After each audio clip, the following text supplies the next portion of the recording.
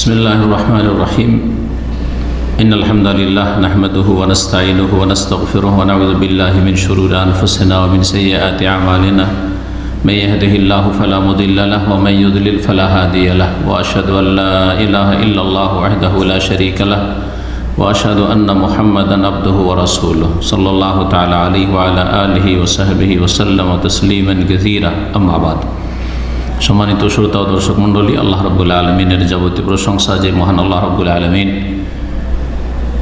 বান্দার ওপর সবচেয়ে বড় ফরজ যে বিষয়টি করেছেন তা হচ্ছে তৌহিদ। আর তারপরে বড় ফরজ বিষয় হচ্ছে এই তৌহিদের পরিপূর্ণতার জন্য রাসূলুল্লাহ সাল্লাল্লাহু আলাইহি সাল্লামের সুন্নতের ইত্তিবা বা অনুসরণ। এই দুটো শর্ত ছাড়া কোনো ইবাদত কবুল হয় না। তৌহিদ ভিত্তিক ইবাদত এক আল্লাহর জন্য করা, যার অপর নাম ইখলাস, আর সুন্নাহ ভিত্তিক ইবাদত একমাত্র রাসূলুল্লাহ সাল্লাল্লাহু আলাইহি সাল্লামের তরিকা অনুযায়ী ইবাদত। এর বিপরীত শিরক আর বিদাত, এগুলি চরম অপরাধ, যে অপরাধগুলিকে অপরাধীরা অপরাধী মনে করেন না, ধর্ম মনে করেন, যার ফলে এর অপরাধটা, এর অন্যায়টা আরও বেশি বেড়ে যায়। অন্যায়কে কেউ যদি অন্যায় মনে করে, অন্যায় কিন্তু সে নিজেও বুঝে যে কাজগুলি অন্যায়, চুরি করা, ডাকাতি করা, বেঈমানি করা, মিথ্যা কথা বলা, খেয়ানত করা ইত্যাদি, সুদ খাওয়া, ঘুষ খাওয়া, সবাই জানে যেগুলো অপরাধ। সুদখোর ঘুষখোরও মনে করে যে আমি অপরাধ করছি, কিন্তু শিরক বিদাতকারী মনে করে যে আমি এর মাধ্যমে জান্নাত যাব। আর যারা এগুলি করে না তারা হচ্ছে জাহান্নামী। জি, তো আজকে আমরা নতুন একটি দার্স শুরু করছি, তা হচ্ছে শারহুস সুন্নাহ নামক কিতাব, ইমাম বারবাহারি রহমতুল্লাহ আলাইহির এই কিতাব থেকে ধারাবাহিক দার্স। কিতাবের নাম হচ্ছে শারহুস সুন্নাহ। এই শারহুস সুন্নাহ কথাটি, সুন্নাহ সালাফদের যুগে সুন্নাহ বলা হয়তো আকীদাকে, আকীদাকে সুন্নাহ বলা হইতো, আর আকীদাকে ফিকহে আকবর বলা হইতো, আকীদাকে আকিদা বলা হইতো, জি হ্যাঁ, তাওহীদ বলা হইতো, আকীদার কিতাব, সুন্নাহর কিতাব, এরকম অনেকগুলি কিতাব রয়েছে সুন্নাহর, ইমাম আহমদ বিন হাম্বল, খাল্লাল, আরও অনেক আইম্মা কেরামদের। তো এটি আকীদা এবং মানহাজ সম্পর্কীয় কিতাব। জি, পরবর্তীকালের উলামায়ে কেরামগণ সুন্নাহ, ফুকাহাদের ভাষায় সুন্নাহ মানে যেটা ফরজ ওয়াজিবের বিপরীত, পাশাপাশি যেটা। আর যারা আকীদার আলোচনা করেছেন অথবা হাদিসের আলোচনা করেছে, আকীদার ক্ষেত্রে সুন্নাত আর বেদাতের বিপরীত হচ্ছে সুন্নাত। আর যারা হাদিসের সুন্নাহ মানে কোরআনে কারীম এর পাশাপাশি হচ্ছে সুন্নাহ মানে হাদিস। এগুলি হচ্ছে পরবর্তীকালের পরিভাষা।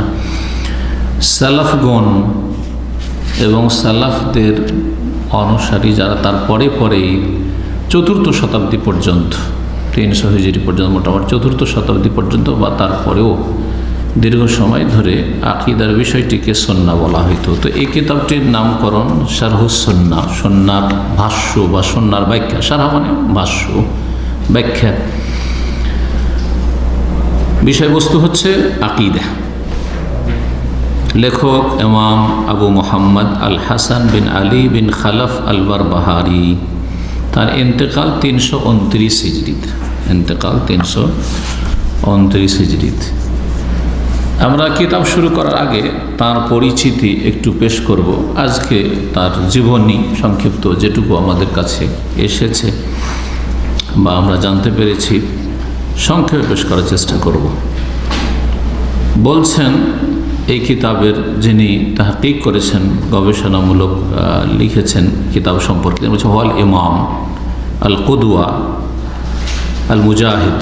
কুদওয়া আদর্শ, মুজাহিদ মানে শুধু তরবারির জিহাদ নয়, জবানের জিহাদ আর কলমের জিহাদ অত্যন্ত গুরুত্বপূর্ণ জিহাদ।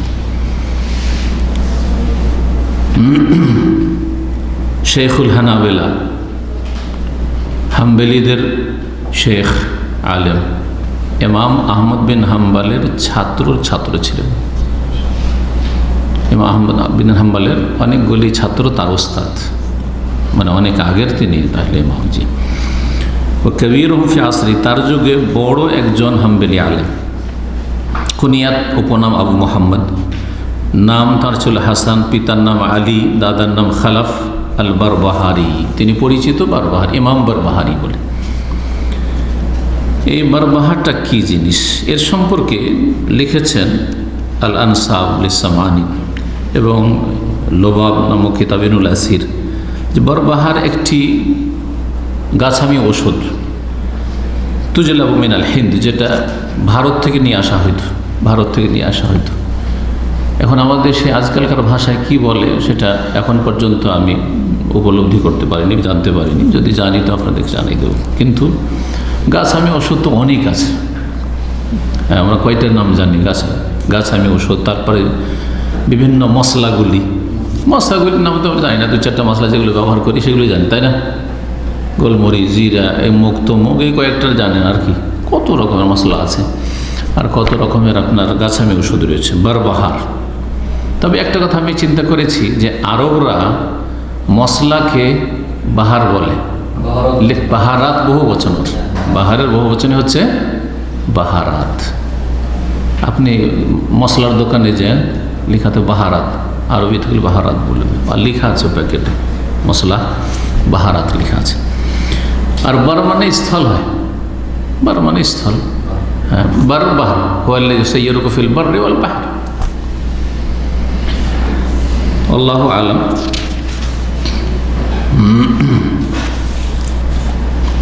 তার বাড়ি কোথায় ছিল বলছেন যে তার জন্ম এবং তার প্রতিপালন, তিনি যে বড় হয়ে উঠেছেন কোথায়, এই বিষয়গুলি কোনো কিতাবে তেমন লেখা হয়নি। তবে যেটা স্পষ্ট হয়ে উঠে তার জীবনী থেকে যে তিনি বাগদাদের লোক ছিলেন। আর সেই সময়টায় বাগদাদ ছিল বড়ই এলম এবং ওলামাদের শহর, আর ছিল মুসলিম জগতের বিশাল মুসলিম জগৎ তখন আব্বাসীয় খেলাফতের রাজধানী। যত এলমের চর্চা বাগদাদে হইতো, কোথাও সেই জামানায় এলমের চর্চা হইতো না। 656 হিজরি পর্যন্ত, হালাকু তাতারিদের হামলা আক্রমণের আগ পর্যন্ত। তো তিনি বাগদাদের লোক ছিলেন।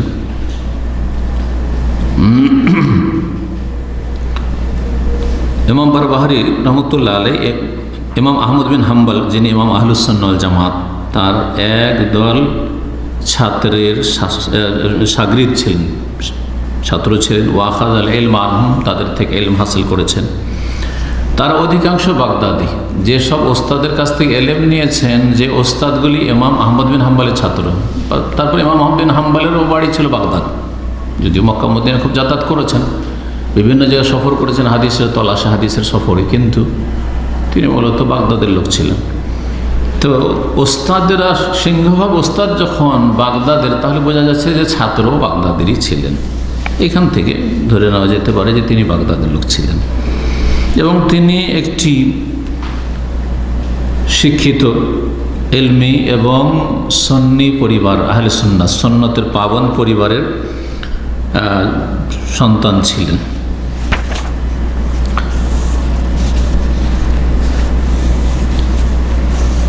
ইমাম বারবারি রহমতুল্লাহ আলাই তিনি দ্বীনের জ্ঞান অর্জন করাই খ্যাতি লাভ করেছিলেন।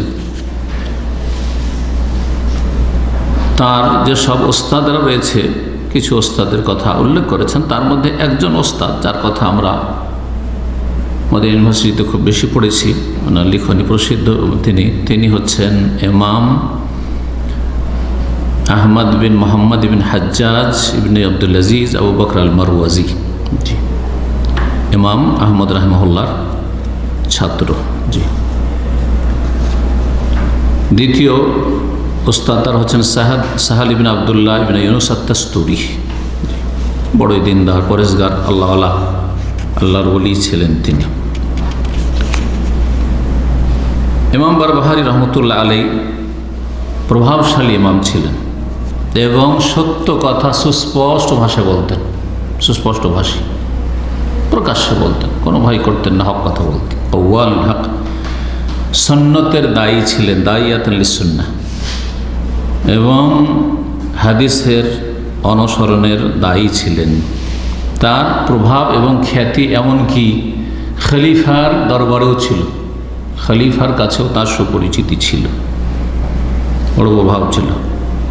এবং তার ইলমি হালাকায়, তার দার্সে, হাদিসের ফিকহের দার্সে অনেক লোকজন ছাত্র হাজির হতেন। জি, ইয়াহদুরুহু কাসীরুম মিন আইম্মাতিল হাদিস আল ফিকহ, হাদিস এবং ফিকহের জ্ঞান অর্জনের জন্য অনেক ছাত্ররা তার কাছে হাজির হতেন।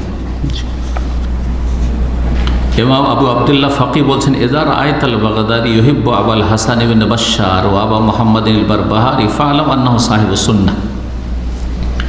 যদি তুমি দেখো কোনো বাগদাদের বাসিন্দাকে, বাগদাদিকে, যে সেই ব্যক্তি আবুল হাসান বিন বাশশারকে ভালোবাসে এবং আবু মুহাম্মদ বারবাহারি মানে ইমাম বারবাহারি এই কিতাবের লেখককে ভালোবাসে, তাহলে জেনে নাও যে সে সাহেবুস সুন্নাহ, সহি সুন্নাহর অনুসারী, যুগে যুগে যুগে যুগে। এটা এই ইমাম বারবাহারি থেকে শুরু করে আমি দু একটা উদাহরণ দিই। ইমাম ইবনে তাইমিয়া রাহিমাহুল্লাহকে কেউ যদি ভালোবাসে তো জানতে হবে সে সুন্নি, সত্যি সুন্নি, সে সালাফি।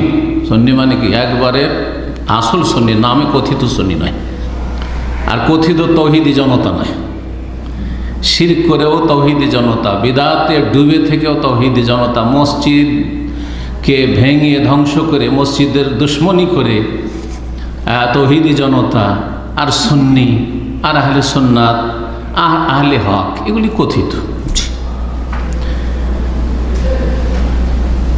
চেনার উপায়, ইবনে তাইমিয়া রাহিমাহুল্লাহকে যদি ভালোবাসে তো সুন্নি, চোখ বন্ধ করে বলতে পারে। আর ইবনে তাইমিয়া রাহমাতুল্লাহর সাথে যদি বিদ্বেষ থাকে, সে অন্তরে আছে, প্রকাশ করে না, বিদাতি, প্রকাশ করে বিদাতি। ইবনে তাইমিয়া রাহিমাহুল্লাহর সাথে যারা দুশ্মনী রাখে তারা হয় কবর মাজার পূজারী, আর না হলে বিদাতি সুফি, আর না হলে মুলহিদ, তারা নাস্তিক। এই যে আজকাল দেখবেন যে সারা বিশ্ব সম্পর্কে একটু যদি গভীরভাবে নজর দেন তো দেখবেন যে বিদাতিরা যেই কথাগুলি বলে, যে ধর্মকর্ম বলে, সেগুলো কিন্তু নাস্তিক মিডিয়া বলে, সেটাই সাপোর্ট করে। বিদাতিদের লক্ষণ হচ্ছে ইরান শিয়া রাফেজিদের সাপোর্ট করা। দেখেন নাস্তিক মিডিয়াগুলো, মোনাফেক মিডিয়াগুলো, আর যে কাফেরদের যে মিডিয়াগুলি রয়েছে সবগুলি সাপোর্ট করে এই রাফেজি শিয়াদের। ইরানকে বাতিল চেনার উপায়, বাদশাহ আবদুল্লাহ রহমতুল্লাহ আলাইহি যখন ইন্তেকাল হলো, আর একদম সাদা মাটি তার কবরের উপর ছবিতে দেখাচ্ছে, তখন এই নাস্তিক মিডিয়াগুলো কি বলল, বেদিন মিডিয়াগুলি কি বলল, যে তাকে ওয়াহাবি তরিকে দাফন করা হয়েছে। ওয়াহাবি তরিকে কি করা হয়েছে? দাফন করা হয়েছে। বুঝতে পারলেন? নাস্তিকদের কথা আর বিদাতিদের কথাই এক, বাতিলপন্থীদের কথা এক। অথচ নাস্তিক আল্লাহ পরকাল বিশ্বাসী নয়, বেদিনা মুনাফিকেরা, কিন্তু হকের বিরুদ্ধে গিয়ে সব এক। যারা হককে যদি চিন্তা দিয়ে হবে, চিন্তা হবে। ইমাম মোহাম্মদ আবদুল্লাহ রহমতুল্লাহ আলী, শেখুদ্দাওয়া, মুজাদ্দিদুদ্দাওয়া, সৌদি আরবের দ্বীনি ধর্মীয় সংস্কারক মুজাদ্দিদ, তার সাথে যদি ভালোবাসা থাকে তাহলে জানতে হবে যে সে নিশা সত্যি সালাফি, আহলে সুন্নাত ওয়াল জামাত। আর তার সাথে যদি বিদ্বেষ থাকে, বিদ্বেষ প্রকাশ করে, বৈরিতা দেখায়, জানতে হবে সে তৌহিদ সুন্নাতের দুশমন, সেটা যে কোনো স্তরের হোক না কেন। চেনার উপায় এইভাবে আপনি ওয়াকিস আলাহাল, আপনি কারোর সাথে বিদ্বেষ কিসের জন্য? ধর্মীয় বিদ্বেষটা সবচেয়ে বড় বিদ্বেষ। ধর্মীয় শত্রুতা, আকিদার শত্রুতা, তৌহিদ আর শিরকের লড়াই, সুন্নাত আর বিদআতের লড়াই সবচেয়ে বড় লড়াই। আজকে সৌদি আরবের সাথে বিদ্বেষ, দুশ্মনী যাদের আছে, যারাই সৌদি আরবের বিরুদ্ধে লিখে, দেখবেন যে কিছু না কিছু বিদআতে বা গুমরাহিতে লিপ্ত আছে। হয় খারেজি জঙ্গি, না খারেজি জঙ্গিদের পৃষ্ঠপোষক, রাফেজি শিয়া, না হলে শিয়া প্রেমী, ইসলামী গণতন্ত্র দিয়ে তারা শাসন ক্ষমতা দিতে চায়, তাদের কথিত ইসলামী গণতন্ত্র, ইসলামী কুফুরি, আর না হলে সুফি, বেরেলবি, না হলে তরিকতলা 126 তরিকার, সবগুলি সৌদি আরবের বিরোধী। সৌদি আরবের শত্রুতে সবগুলি বেদাতি। আপনি দুনিয়াতে খুঁজে পাবেন না যে সৌদি আরবের সাথে বিদ্বেষ রাখে, শত্রুতা রাখে আর সুন্নি সহি আকীদার লোক খুঁজে পাবেন আপনি। যত যার তৌহিদ সুন্নাত থেকে দূরত্ব আছে তত বেশি শত্রুতা আছে সৌদি আরবের সাথে, ইমাম মোহাম্মদ আব্দুল ওয়াহাবের সাথে, ইমাম ইবনে তাইমিয়া রাহিমাহুল্লাহর সাথে। জি, এইভাবে যারা যুগে যুগে মানব জাতির সংশোধনের কাজ করে, সংস্কারের কাজ করেছে, ইসলাম কাজ করেছে, হক কথা বলেছে, তাদের সাথে এরকম শত্রুতা করা হয়েছে।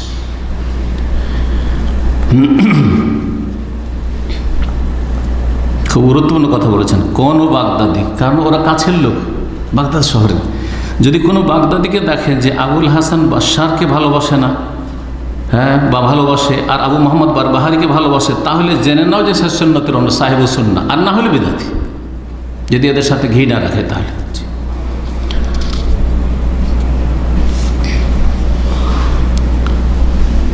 অনেক আইম্মায়ে কেরামগণ ইমাম বারবাহারি রহমতুল্লাহ আলাইহির প্রশংসা করেছেন। তার মধ্যে ইবনে আবি ইয়ালার উক্তি এখানে উল্লেখ করেছেন।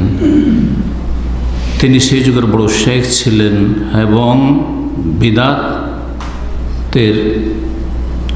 বিদআত নির্মূল করার ক্ষেত্রে যিনি অগ্রণী ভূমিকা পালন করেছেন কথার দ্বারা এবং বল প্রয়োগ করেও। এবং তার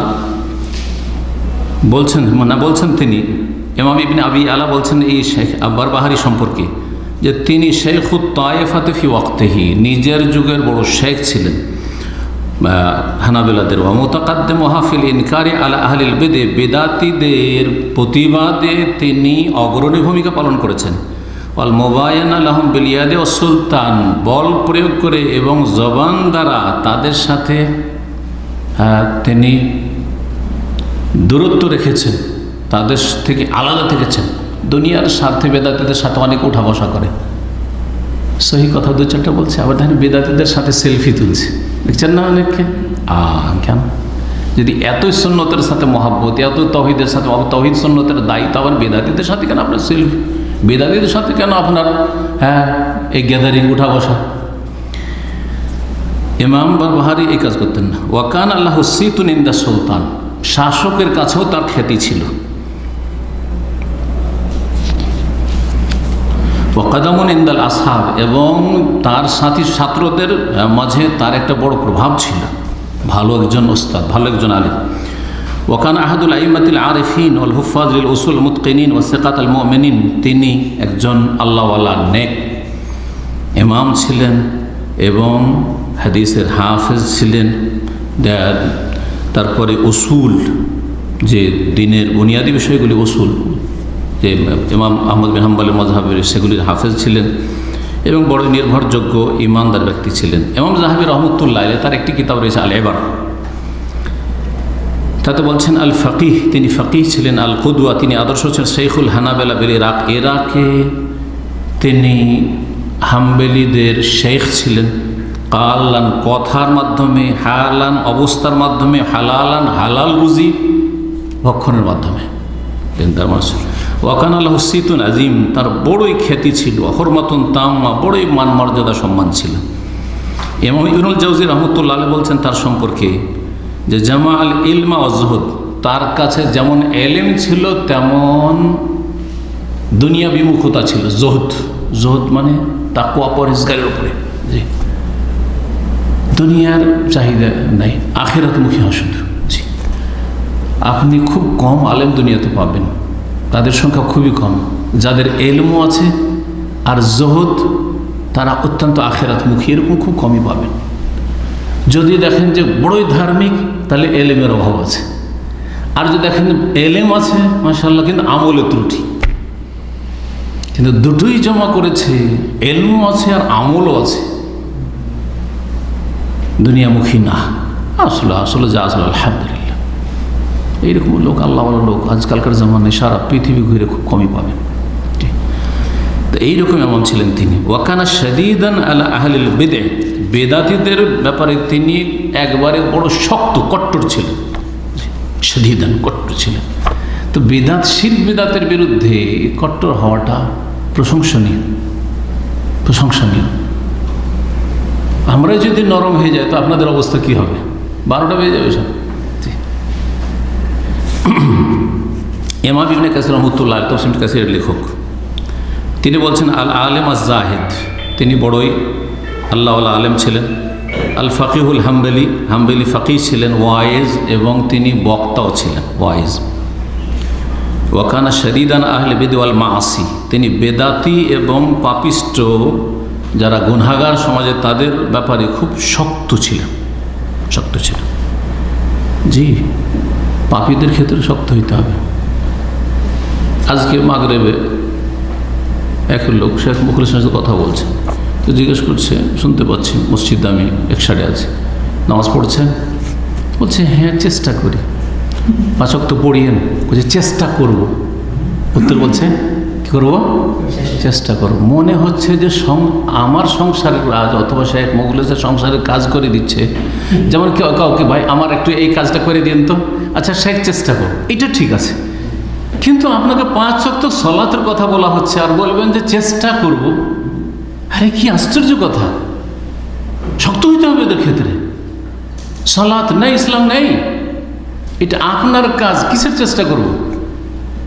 আমাকে বললাম আপনি চেষ্টা করবেন, আমার সংসারের কাজ করে দিচ্ছেন আপনি নামাজ পড়ে, আমার কি ফায়দা করে দিচ্ছেন আপনি? কথা বুঝতে পারছেন না? যে বিষয়গুলি বুঝতে হবে। তো আমাদের জাতির বা এই মুসলিম জাতির জাহালাত, মূর্খতা হচ্ছে যে তার দিন পালন করবে আর একজন তাকে হেদায়েত করার চেষ্টা করছে, উপদেশ তো বলছে যে সে চেষ্টা করবো, মনে হচ্ছে বড় এহসান করে দেবে আমার, ও চেষ্টা করে। আউযুবিল্লাহ, কত মূর্খতা! ওয়াকানা কবির আল কাদারে তোয়াজ্জামুল খাসসাত ওয়াল আম্মা, বড়ই সম্মানীয় ব্যক্তি ছিলেন। আম খাস, সাধারণ অসাধারণ সমস্ত লোকেরা, দেশবাসী তার বড় সম্মান করত, তাজিম করত। যারা রাষ্ট্রীয় ক্ষমতায় ছিল তারাও তাজিম করত, শ্রদ্ধা। আল্লাহর নেক বান্দা যখন আল্লাহর উদ্দেশ্যে কাজ করে তখন আল্লাহ রাব্বুল আলামিন মানুষের অন্তরে একটা ভীতি সঞ্চার করে দেয়, শ্রদ্ধা সম্মান এমনিতে দিয়ে দেয়। আপনি হকের উপরে থাকেন, যতই দুশ্মনী করুক, বাইরে গাল দিচ্ছে, কিন্তু সামনে আসলে অথবা নির্জনে হইলে আল্লাহকে ভয় করতে হবে। এমন আল্লাহ অন্তরে ভয় দিয়ে দিবে যে ওর সাহসই হবে না আর অন্য কিছু করার। আল্লাহর পক্ষ থেকে হয়। ওয়াকাযাফা ফি কুলুবিহিম রু'ব, আল্লাহ অন্তরে ভীতি সঞ্চার করে দেবেন, শ্রদ্ধা সম্মান। সেটা অন্তর বাধ্য, কিন্তু মুখে হয়তো গাল দিচ্ছে। কথা বুঝতে পেরেছেন? জি, হকের উপর থাকলে এই ফজিলতটা পাওয়া যাবে। এইরকম ছিলেন তিনি। জহুদহু ওয়ারাহু, তার জহুদ, আখিরাতমুখী হওয়া, পরকালমুখী হওয়া, এবং তার অধিক পরহেজগারী। ওয়ারা, সন্দেহ মুক্ত থাকা। তাকওয়া হচ্ছে হারাম থেকে বেঁচে থাকা, নাজায়েজ থেকে বেঁচে থাকা। আর ওয়ারা হচ্ছে সন্দেহ রাখবো না। সামান্য সন্দেহ, আপনার একটা কিছুতে সন্দেহ হচ্ছে, অথবা অনুত্তম কাজ না করা, অনুত্তম কাজ থেকে বেঁচে থাকবো, আমি যেটা করবো উত্তম কাজ করি। বড়ই তিনি জাহেদ, আখিরাতমুখী ছিলেন এবং বড়ই সতর্ক দিনদার ব্যক্তি ছিলেন। তার বাবার ধন সম্পদ, বলছেন যে তার বাবার ইন্তেকালের পরে 70,000 দিরহাম সম্পর্কে তার সন্দেহ ছিল। বাপের মিরাস, অথচ বাপ কি দিয়ে ইনকাম করেছে না করেছে ওটা আপনার দেখার বিষয় না, এটা শরীয়তের মাসলা। উনি যদি হারাম উপার্জন করে থাকেন উনি জবাব দেবেন, কিন্তু আপনার জন্য যখন বাপ মারা গেল, মা মারা গেল, তখন আপনার জন্য ওইটা যেহেতু আপনি পরিত্যক্ত ধন, আপনি ভাগ পেলেন, আপনি আপনার জন্য হালাল। কিন্তু তিনি তানাজ্জাহাল বারবাহারি মিন মিরাসে আবিহান 70,000 দিরহাম তার পিতার মিরাস থেকে তিনি সতর্কতামূলক মুক্ত হওয়ার জন্য দান করে দিয়েছেন। নিব না আমি, সন্দেহ আছে আমার বাপের রুজিত। আল্লাহ, কে আছে এরকম? জি, 70,000 দিরহাম।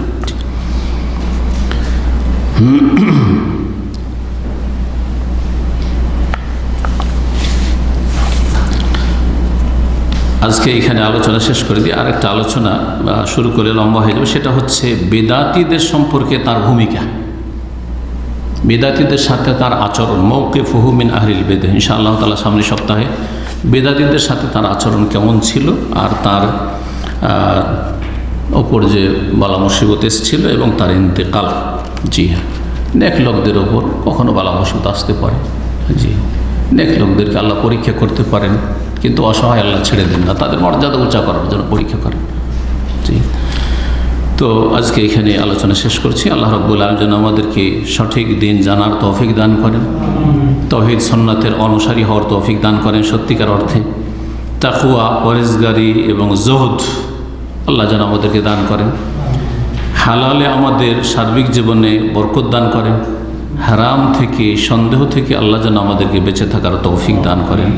আল্লাহ রাব্বুল আলামিন আমাদের জীবনের প্রতিটি ক্ষেত্রে, এলমে, আমলে, দাওয়াতে, রুজিতে, পরিবার পরিজনে সব কিছুতে আল্লাহ যেন বরকত দান করেন। ভালো মানুষদের আল্লাহ যেন ভালো করেন, খারাপদেরকে আল্লাহ যেন হেদায়েত করেন, এবং আল্লাহ রাব্বুল আলামিন যেন হেদায়েত করে ওই সব লোকদেরকে যারা অজ্ঞতার কারণে গুমরাহিতে রয়েছে, শিরক বিদআতে লিপ্ত রয়েছে, ভুল বুঝে আছে। আল্লাহ তাদেরকে যেন ভালো জ্ঞান দান করেন, বুঝার তৌফিক দান করেন, নিরপেক্ষ এই হককে তলাশ করার সবাইকে তৌফিক দান করেন। ওয়া সাল্লাল্লাহু সাল্লাম আলা নবিয়িনা মুহাম্মদ ওয়া আলা আলিহি ওয়া সাহবিহি আজমাইন।